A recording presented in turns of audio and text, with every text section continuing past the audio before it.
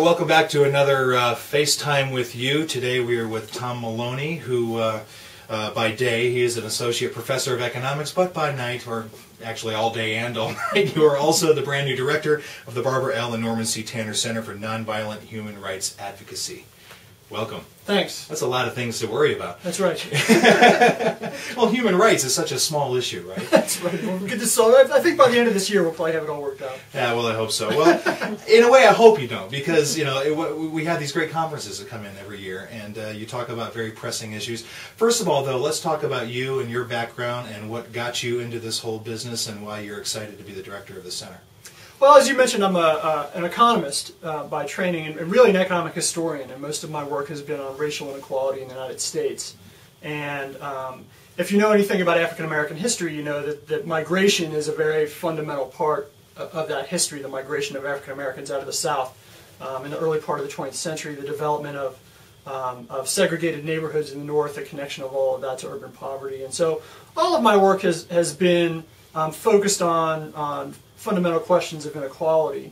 And it's really through my interest in migration that I became involved with the Tanner Center a few years ago when our conference was on migration and human rights.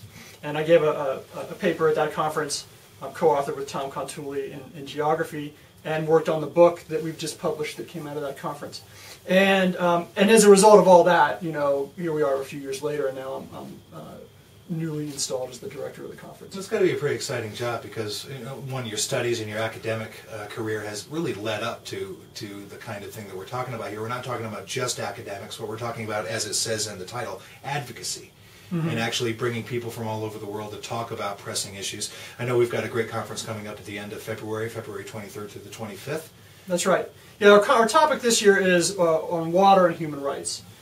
This past summer, the UN actually declared access to safe drinking water and sanitation to be a human right. And so the question is, what does that mean exactly? I mean, you can say that, but what is the problem that you're addressing, and how do you go about actually making that real in the world? And about 1 billion people lack access to safe drinking water. And so there's a committee of faculty who proposed the topic, and the center was interested in helping carry out the conference. And so we're going to be looking at this issue from a variety of angles. We have speakers who address it sort of at the global level. We'll have speakers who address it for regions of the world, the Middle East, the U.S. West, and locally as well. We'll have people from state government who work on water issues. And then from all kinds of different disciplines. One of the great things about the center is that while we're in the College of Social and Behavioral Sciences, and there's sort of, I think, an emphasis on sort of policy-related social science in what we do, we have people from all over campus who are involved. People from the humanities. One of the speakers in the first panel will be a philosopher who's going to sort of talk about this idea of what does it mean to call this a human right. How do we evaluate? What is the proper responsibility of each of us to each of us as individuals in terms of access to water. So we come at it from a variety of angles and perspectives and disciplines. And we hope that out of that dialogue we can generate solutions. Well, that makes sense too. I mean, the U as a research university does put a lot of emphasis on the collaborative nature of academics, of approaching hard questions from a lot of different viewpoints.